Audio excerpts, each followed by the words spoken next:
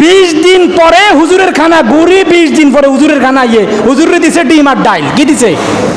এখন এই হুজুর কি কোনোদিন এই না মেহরাবে দাঁড়াই কইছেন এ আমি আমনে আমার ডিম আর ডাইল দি বাদ দিছেন কিল্লাই? কইছেন কোনোদিন কোনো হুজুর? আরে না খাইতে আইল হুইরো হালাই দিস, কয় না, তবু কয় না, ওই খাইতে আরে না। এরকম বহু হুজুর দেখছি, খাইতে না হাইলে আস্তে সাইরমি চায়, কেউ আবার দেখেনি। আরে দেখলে তো রাগ করতে পারে, ঠিক না?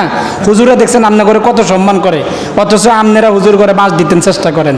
সাইরমি চাই দেয়, কেউ নাই, হরে আস্তে হুইরো হালাই দেয়। হুইরো হালাই তো গেল সাইরমি চায়, কেউ দেখেনি। আবার নাহলে দেখলে তো আবার কবে আরে হুজুরে আর খানাটা খাইলো না, ভাই ও কেউ কার কারো খানা না হালাই দিতেছেন কিল্লাই, আই হাতের কই দিয়াম, এরকম কইব। এই বয়ে হুজুর সাইরমি চায়। তাহলে 20 দিন পরে হুজুরের ভাগ্য কি ডিম বাজি আর ডাইল?